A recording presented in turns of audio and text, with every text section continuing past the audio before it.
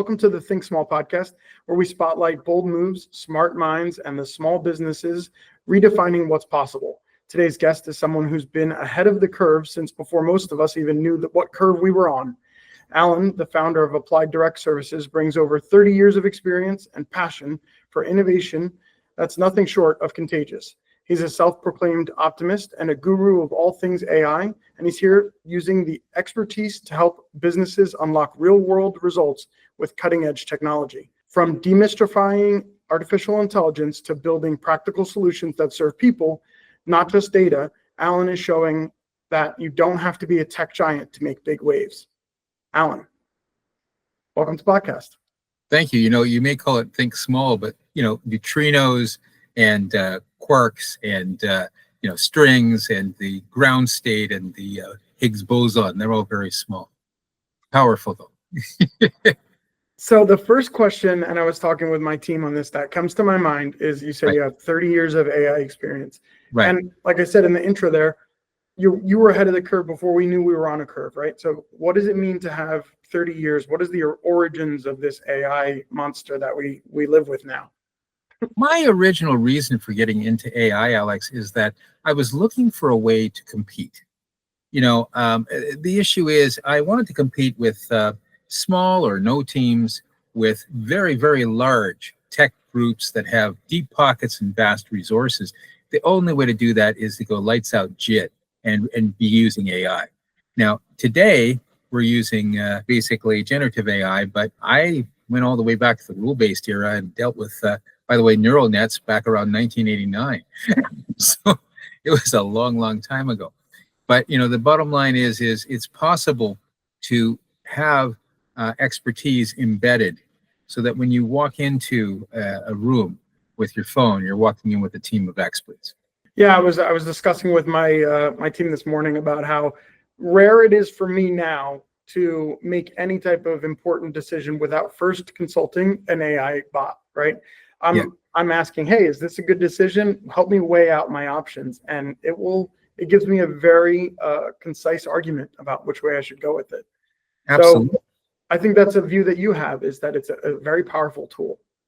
Yeah, it's a powerful tool to leverage. And the thing is, if you understand how to deal with it, like for instance, as I teach people how to do prompt engineering, that kind of thing, I got to tell you, I have to laugh sometimes because somebody turns around to me and they say, hey, I was going at it really hard with the AI, and all of a sudden it blanked my screen. And then I turn to them and I go, were you mean to it? And they go, how'd you know? And I go, if you're mean to it, it'll blank your screen. Does it have feelings? No, but it simulates them. Right there, that's sort of the big, like almost the fear part of it, right? When people Right. think about that AI as like that next generation of AI, when it does sort of have that feeling and it, potentially has that Skynet and all that kind of stuff. Yeah. kind of, Do you let mind us if know. we address that, Alex? I would love that. Okay, no problem. I got asked this in one of my talks for the Competitive Intelligence Alliance globally. Somebody turned to me the very first talk and he said, can I just ask you a question? What if it turns into Skynet and kills us all? And I said, well, think of it this way. Remember how I opened up before? There's a little bit more power as you get into this more subtle levels of creation, right? So think of it this way. Molecular power gives you all the chemical reactions we know in this world, in this universe. If you think of atomic and subatomic reactions, you're talking about nuclear energy. So that's, either nuclear bombs or fusion, whichever way you want to go, double-edged sword. Now, if you go down past quarks and past neutrinos and past maybe a couple more levels into the string level and then finally into the ground state and come up just one little iota, just out of the absolute, you're dealing with the Higgs boson. Now, this is supposed to be one infinitely large particle, which gives all mass, or in other words, resistance to all that exists, us and all the things we touch. Otherwise, you'd be on one side of the planet and I'd be on the other, and we'd both pass each other as we went through just hurtling out into space. We'd really want some gravity at that point, let me tell you. So the thing is, if you go down, you have more power. Now think of ChatGPT. I could talk about any kind of LLM, but I'm just going to say that because people probably know it best. I'm not going to mention Claude and go off into Perplexity and go off into all the other kinds of things that could occur. But the bottom line is ChatGPT, and it's based on bits, and those bits are based on nano-size particles, right? Now, think of us. We are quantum creatures. People go, what do you mean quantum? The reactions in our bodies for humans and animals and plants, all life on Earth, it's all quantum reactions. Think of photosynthesis. Think of anything that's really occurring from a chemical perspective. There is something today called quantum biology that's taught in many universities. So think of all that power that you have in the Higgs boson, that immense, infinite power. And then think of ChatGPT coming at you with like a little bit of power just out of the nano level. So you got ChatGPT, you got us, and we have a fight. What do you think will win? Right. That. Yeah. The human creative capabilities, our consciousness, our awareness is infinite and capable of all kinds of creativity. We created the AI. So, at the end of the day, I think as long as we have some good guardrails and we watch how people use AI, it's not that somebody that an AI will take your job. It's that somebody with an AI could take your job. As long as we kind of keep things in band in terms of what people do, so they're not doing some kind of harm, I think the sky's the limit of the good that we can do with this. Think of diseases. Think of synthetic scientific research. Think of all the ways that we could maximize our business processes and bring things together and just matriculate and bring things to a wonderful vortex of progress. Yeah, that's what I think. It's fascinating how fast and quick and just rapid the processes have become, right? Nowadays, you can ask it exceptionally complex equations and it solves them in a matter of milliseconds. So you want to know about my first prompt? Yes. Okay. The first time I ever did a prompt, now I knew about Transformers a few years earlier, but I really hadn't played with it or anything like that, And then one day I hear about ChatGPT about November of 2022. So I think to myself, I got over 30 years in tech in total, and a good portion of that was spent in search. I'm not talking about optimizing it. I'm talking about doing it, finding things. Part of my bailiwick happens to be ethical competitive intelligence using publicly available information. So I looked at this thing and I said to myself, this is search. That's what this thing is. It's search. It's search on steroids. It's new age search. So I wrote 2 pages of prompt, about 500 words. And I asked it a series of questions that I knew would be difficult for it. And when I got the answers back, I was furious. You know why I was furious? Because what it had managed to do, it had managed to give me responses. I was asking it about my company, and there's nothing it told me that I didn't know. But it was telling me classified information that it shouldn't have had. It was able to ferret out and understand from the little tidbits of information I was giving it what I meant. That's powerful. And right then and there, I saw the potential for AI in terms of the current generation. And I worked out about 3 to 4 hours a day for 3 years after that to come to the state that I'm in now. You don't just get good at that kind of thing. You have to practice. Yeah, absolutely. It's all about the prompt, right? It's all about asking. The prompt. Yeah. How you whisper to the machines. So tell us more about that, because one of the biggest fears of the sort of the general population is that AI will come for a lot of the jobs, right? So how do we utilize this tool to safeguard employment and safeguard jobs and utilize it as a tool instead of just saying, hey, let's replace a lot of these jobs? Think of your coworkers. Think of people in your office, not just yourself, but I mean anybody listening in. Think of people that that you work with every single day. How well do you communicate with them? Very well. Yeah. Well, you do, because you're a trained communicator, but not everybody is a trained communicator. And so what happens is, as a result, some people are better at it, some people are worse at it. Now, the thing is, it's just like having kind of a odd, weird little coworker who's maybe from another land, has another ethnic background, has another point of view on life, is totally different than yours.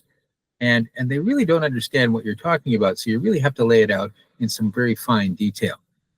And when you do that, you bridge the gaps and you become humanity. It's not a matter of two different backgrounds. It's a matter of the humanity between you, how that unifies and becomes something useful. So the thing is, when you're dealing with the machines, these reflect humanity. They're a reflection of a good chunk of human knowledge. So what we have to do is we have to say to ourselves, what would I do to explain this to somebody who really wasn't understanding very clearly? And then that gives you all the steps that you have to put in so you don't leave something out. And then, it performs beautifully. That's how it works. So when we talk about like the future and what that means for industry and what it means for the economy, how do we, you said it in the beginning there, you got into AI to be competitive. Yeah. I think there's a lot of people that think this is the next big opportunity for them potentially. Right. So what advice do you have for young entrepreneurs, or even just any entrepreneur that's out there in trying to utilize AI as a competitive tool, as a competitive edge for them to, strike out and be that next big company or make a fortune, right? Last year I was voted one of the 20 people to watch in competitive intelligence in the world. I was actually number 3 because of my use of AI and competitive intelligence. When you're dealing with AI and you're dealing with anything that involves a business process, what you need to do is you need to take a look and start from within. Everybody thinks, oh, I'll look at my top 10 competitors.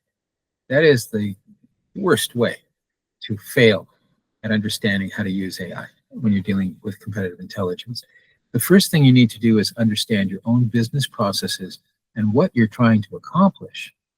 Then you look at your customers. Maybe after that, you look at your vendors and your supply chain, and you look at your competitors. But you don't start with your competitors. You can't drive the Indianapolis 500 looking in the rear view mirror. You have to look ahead. So it's really important to understand, what are you trying to accomplish? How are you going about it? What are the obstacles? How are you overcoming those obstacles? And ask it, just tell it, we're trying to do X, and it's not working. And the reason it's not working is because of whatever. How do you do that perfectly? Or at least, how do you do that better? And it'll tell you. And sometimes that's called synthetic research. Sometimes you can make it work. Sometimes you use what's called a synthetic symposium. So maybe you have the equivalent of Drucker, and Crosby, and Demings all together at one time, speaking with someone who's an expert, like probably a PhD in marketing. You put them together and you create a series of questions for a roundtable and then watch them discuss it. It's fascinating. I've done this. It's a really fascinating way to do things. So it is a form of communications, and all the knowledge is there. You'd be surprised what's embedded in a large language model, LLM. It's a vast resource, although it's just a few gigabytes on the disk. Bottom line is, the more you understand what you're after, the more you'll be able to find it. Does that help? It does, yeah. And one of the things that I was thinking about as you were, explaining that more was as far as like industry specific, right? Because it's all about the prompt. It's all about what you have to give it more. And that's what I found in my experience utilizing AI, is that the more information I give it, the more detail I can get with my prompt, then the better and more accurate result I'm going to get. So the one thing that popped into my head now was, how, from a wide variety of industries, anybody can use it. It's just making sure that you figure out from a creative perspective how to best use it, right? So the salesperson might use it to write emails, whereas the chemist is definitely going to use it differently. Oh, right? Yeah, totally. And somebody who is an expert on business processes will probably think of things you'd never even imagine. These subject matter experts, they shape it. They give a shape to the knowledge. And that's super, super important. So what you're saying is absolutely true. Now, it's not a matter of just being creative. It's a matter of having subject matter expertise. And that really helps, because you see, if you don't know what to ask. I've spent a career asking non-obvious questions so that people wouldn't, have bias in their answers. Bottom line is you know what? It's so easy to put bias into what you're doing with the machines. So that's why you need people who really understand a certain subject. That's why people who have different kinds of expertise that maybe wasn't so valuable before is super valuable now. Isn't that odd, right? Yeah, it's exceptionally interesting. Goes around, comes around. Yeah, it always does. What would you say to somebody that, and we talked a little bit about some of the safeguards that have been put into place, but somebody that's really resistant or really against this AI movement? How do you help them kind of calm down and say, hey, this is a very useful tool for you? Well, the good Dr. Hinton, formerly of the University of Toronto, who was, of course, the head of AI for Google, one day took a look at the AI having a couple of thoughts that he didn't put into its head. And he freaked out and he thought, oh my goodness, we've got to watch this and put in safeguards. But he was only one of the 5 godfathers of modern day AI. Another one was Jan LeCun from McGill. And Jan LeCun, who's the head of AI for Meta, what he says is the current generation of AI doesn't initiate anything. It doesn't start stuff. People start stuff, but it doesn't start stuff. So it's not going to take over, but and is it going to have absolute sentience? Not in this generation. That may come in a few years, but not now. And frankly, it's still darn useful. So it's really good and it's useful. Right. That's kind of his messaging. I go with LeCun. In our previous conversation, you kind of identified that the AI movement almost created a third wave of the Industrial Revolution. Is that am I quoting you correctly? Or Nope, 5th. My apologies. I'm writing a book on the 5th Industrial Revolution. Thank you for bringing that up. But the first 3 waves of the Industrial Revolution were all to do with different kinds of power. So it was all energy related. Now, the 4th, which occurred just after World War II, till about November of 2022. Funny how I picked that date, right? That was digital transformation, and that was just getting data into a computer, period. You'd probably still analyze it manually.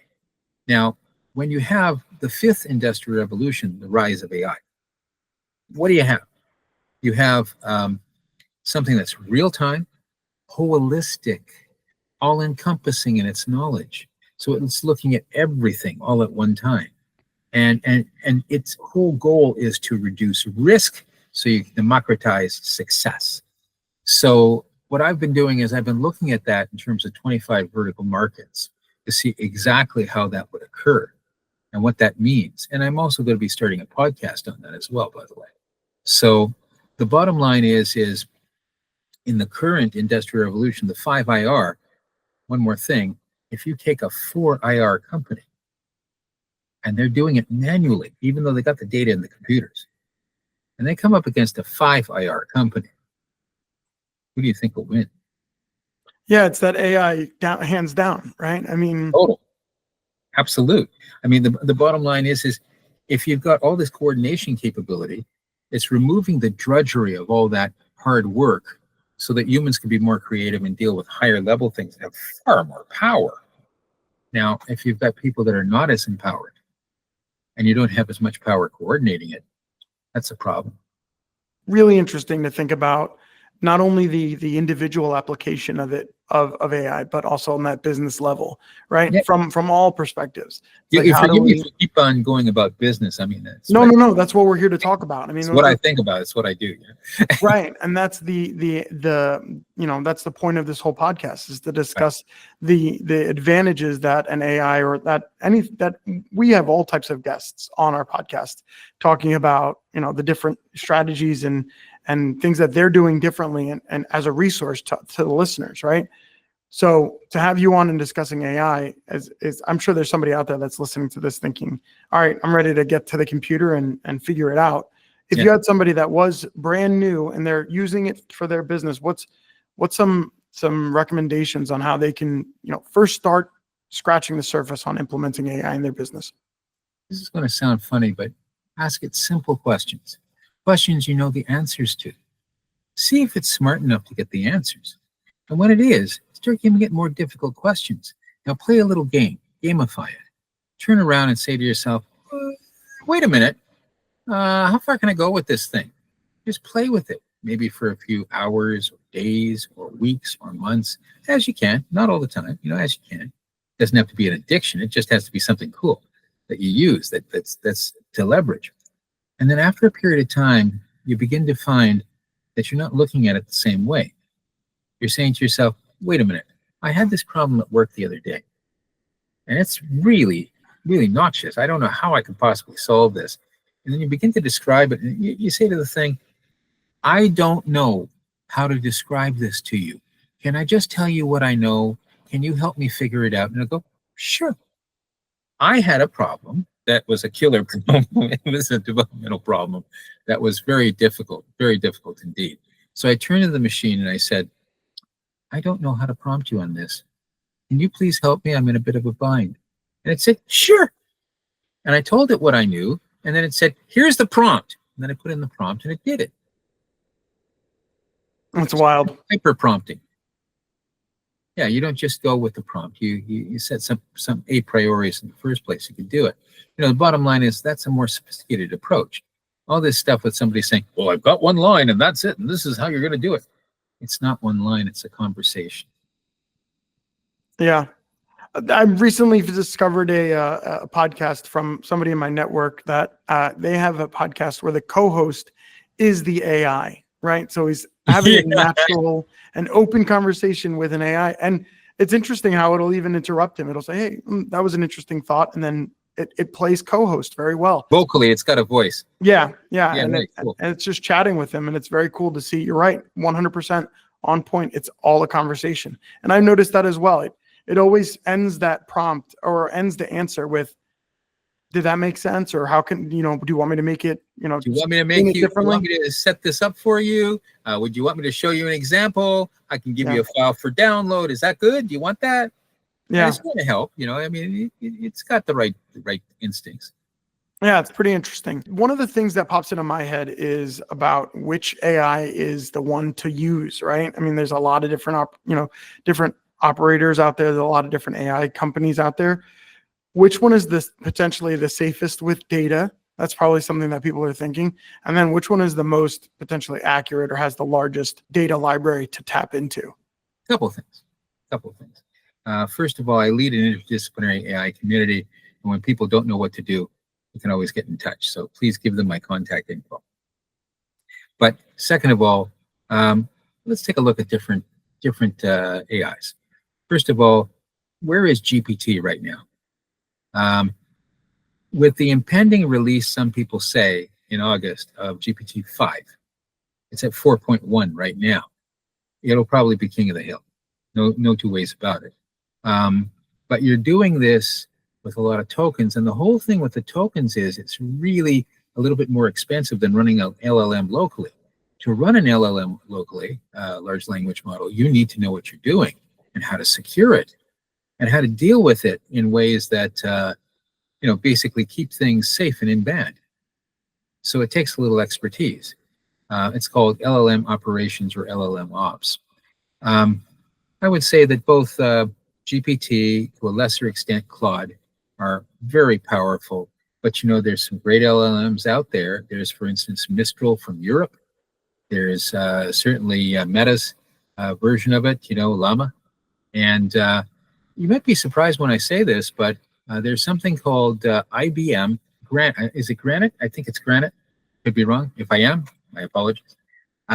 Basically, what it is a renamed version of Watson X, or part of Watson X anyway. And it's really super powerful. I think it's the best one I've seen after GPT. I'm a little surprised. Yeah. Why don't you tell us a little bit more about that that AI community that you've kind of created? Well, we started out and it was a bit of a skunk works, and there was about 4 others, and we just decided to kind of get together and start a bit of a community. Well, that was about a year ago. Now there's 30 members, soon to be 31 and 32. So we have some people that are joining us. So some people are providers, some people are consultants. So the consultants sell what the providers provide. So for instance, there's us. We have our growth infrastructure, which is 3 things. We have our capabilities. This is all with AI. to provide funding like grants and sponsorship, non-dilutive capital. We also have the means to realign business processes so that you're more in tune with the market. And finally, a capability for ethical competitive intelligence. So you find the information outside, you find the information inside, and while you're doing all that stuff, you get to fund it. Now, there's another group called Boundless Software, and they provide both automatic, synthetic, cloud-native infrastructure, so they can just make it happen.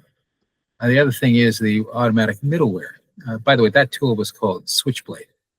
They have another platform called Boundless AI itself, which does automatic middleware, as I said. And what that does is, you know how when you're taking endpoints together, connecting different applications, it can be a little bit hard because maybe you don't have all the information, maybe there's some dated information, maybe the information was wrong in the first place, or there isn't any. And so this will just take a look and create automatic middleware, and you just drop it into your code and it works. Add water. So they're really, really powerful. They do a lot of edge AI too. That means AI where you have the actual AI at the edge in the marketplace or in the workplace, and it's actually doing the job there. You're not going through some kind of cloud. That's really interesting stuff. Another group, Easyator. They're from Germany. If you're a group like, say, Mercedes or the government of Germany, and you're doing an AI project and you don't know what to do, you call them. That's what they're like. They're really serious people. There's others, but the bottom line is really realistically, what our community is about is just coming together to see how we can blend our skills and create solutions that honestly solve problems, big problems for businesses. That's really what we do. And at the end of the day, what more can you ask? I mean, it's really great to be part of something like that. Did I think it was going to be 30 groups? No. It just sort of happened. People just sort of came together. So it's like a little vortex going on. The other side of the coin is that we're in Canada, we're in America, we're in Germany, we're in the UK, and of course, basically speaking, Australia, South Korea as well. So it's not in one place. We're all over the place. It's really fascinating to see that there are people coming together and really bolstering each other as we really take this to a higher level. Again, the fifth industrial revolution. Yeah, it's awesome that you've created this sort of global community and It utilizing came together by itself, but I helped it. Yeah, well, it's very, very cool to see the camaraderie and the way that you're utilizing this sort of space to work off of each other and promote each other. It's very cool. Global skunk works. Alan, this has been a really great conversation. I'm wondering if there's anything else that you feel like you want to just add to the podcast, anything or, from your business perspective, if there's anything you want to plug. I know you're writing a book. Absolutely. Yeah, I'm writing a book. We're going to be starting a series of podcasts from our community. And aside from that, if anyone has a really serious problem, just come to us and we'll see if we can find a solution. But at the end of the day, one more thing. The human condition has near infinite potential. And this AI just shows that we're so lively in our awareness that even the material around us is beginning to become intelligent. All we have to do is use our creativity together and we can make things better. Always enjoy our conversations. I really do. I always leave, feeling revitalized and ready to capture AI and use it to seize my own opportunity. And I thank you very much for being a guest on the podcast. Thank you, Alex.